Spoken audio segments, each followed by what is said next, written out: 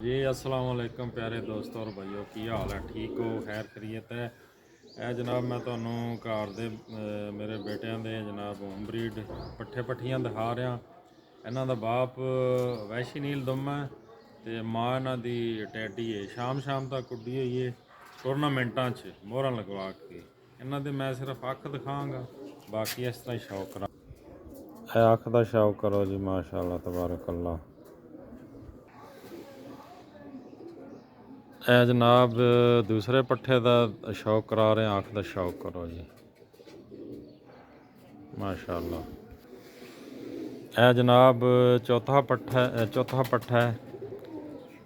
ਤੀਸਰਾ ਪੱਠਾ ਹੈ ਜਨਾਬ। ਇਹਦੀ ਅੱਖ ਦਾ ਸ਼ੌਕ ਕਰੋ।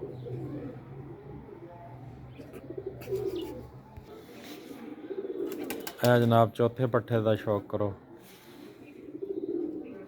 ਅੱਖ ਦਾ, ਮਾਸ਼ਾਅੱਲਾ ਤਬਾਰਕ ਅੱਲਾ।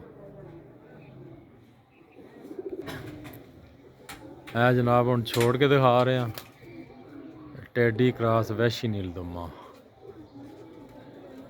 ਇਹ ਜਨਾਬ ਸਾਰੇ ਪੱਠੇ ਨੇ ज़्यादा, माशाअल्लाह तबारक अल्लाह। बड़े अच्छे लाजवाब परवाजी ने। इन्होंने जनाब बहुत लंबियां परवाज़ां ने।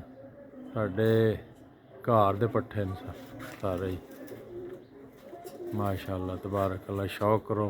ये छोटे छोटे बच्चे सी ते बड़ा उड़ते, हुण 10 पर साफ करके कलर बना रहे हैं।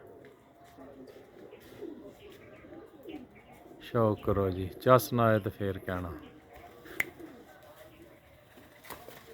माशाअल्लाह तबारक अल्लाह।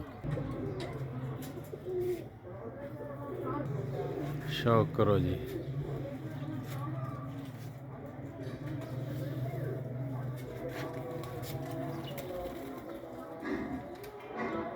ठीक है दोस्तों, ये नाल ही इजाज़त चाहवांगा। अल्लाह हाफिज़। माशाअल्लाह ज़रूर कहना जी।